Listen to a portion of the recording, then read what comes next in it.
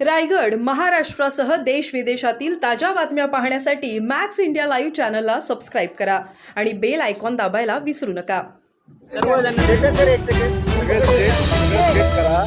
मग निवांत क्वेश्चन करा.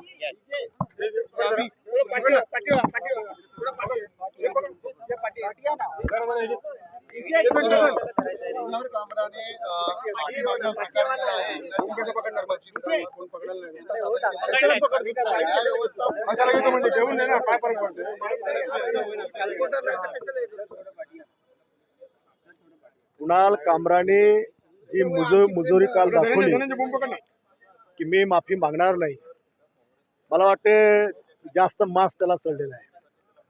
ही मस्ती कोणाच्या भरोश्यावर आहे, कोण त्याच्या पाठीशी आहे, त्याचा माज आमचे सैनिक उतरल्याशिवाय राहणार नाही.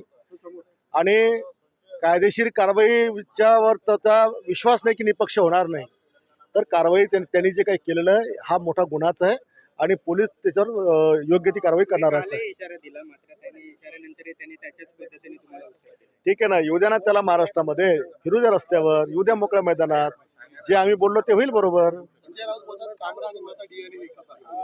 हो, ते एका बापाचे औलाद असतील दोघे इथे. सर, दुसरीकडे पाहायला गेलं तर गद्दारांना गद्दार नाही म्हणायचं तर काय म्हणायचं असंही कुठेतरी उद्धव ठाकरे सुद्धा पुन्हा एकदा म्हटलेलं आहे. उद्धव ठाकरे कोणत्या तोंडाने म्हणतात गद्दार? शिवसेना प्रमुख बाळासाहेब ठाकरे यांच्याशा विचाराशी गद्दारी करून तुम्ही काँग्रेससोबत गेले.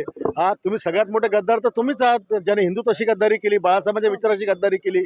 ज्या काँग्रेसचं कधी तोंड बाळासाहेबांनी पाहिलं त्या काँग्रेसच्या मांडीवर तुम्ही जाऊन बसले.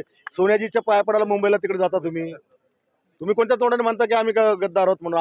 आम्ही आमचा उठाव केलेला आहे आणि जनतेने आम्हाला स्वीकारलेलं आहे. 81 पैकी 60 जागा आम्ही 61 जागा आम्ही जिंकलेल्या आहेत. सर, काल मुख्यमंत्री देवेंद्र फडणवीस यांनी पुन्हा एकदा वक्तव्य केलं आहे की युतीची 4 जागांमुळे तुटली ती शिवसेनेमुळे तुटली, नाहीतर मुख्यमंत्री शिवसेनेचं झालं असता, उपमुख्यमंत्री भाजपचं होणार. आता बघा, त्या गोष्टीवर चर्चा करून उपयोग नाही. 10-11 वर्ष त्या गोष्टीला झालेत. नेमकं कोणी काय कमिटमेंट केलं हे काही त्यावेळेला कोणा बाहेर आलं नाही. त्यामुळे आता इतक्या सगळ्या गोष्टी होऊन गेल्या, त्या काय परत येऊ शकत नाही. त्यावर काही चर्चा वाढवायला नको. कुणाल कामरा म्हणतात अजित पवारांनी जे म्हटलं होतं एकनाथ शिंदे यांना आणि तुमच्या पक्षाला, तेच मी म्हटलंय. अजित दादांनी तुम्हाला गद्दारच म्हटलं होतं त्याआधी जेव्हा तुम्ही बंडखोरी केली होती. त्यामुळे ज्यांनी अजित दादांनी जे केलं तेच मी स्टेटमेंट केलं. ज्या अजित दादांना सुद्धा आम्हाला गद्दार म्हणायचा अधिकार नाही. आम्ही काही त्यांच्या पक्षातून बाहेर आलेलो नव्हतो. त्यावेळी दादा जे बोलले असतील, आम्हाला त्यावेळेस मी उत्तर दिलं होतं की आम्हाला इतर कोणत्याही पक्षाला बोलायचा अधिकार नाही आहे. शिवसेनेचा आणि आमचा अंतर्गत हा त्या ठिकाणचा वाद आहे किंवा आमचं भांडण आहे. आम्ही एकमेकाबद्दल बोलू शकतो, तिसऱ्याला बोलायचा काही संबंध नाही आहे. सर, वाघ्या कुत्र्याच्या समाधी संदर्भात संभाजीराजांनी इशारा दिला, 31 मे पूर्वी ही रायगडावरील समाधी हटवावी, नाहीतर मी आंदोलन सुरुवात करेन. मी रायगडावर नेहमी जातो.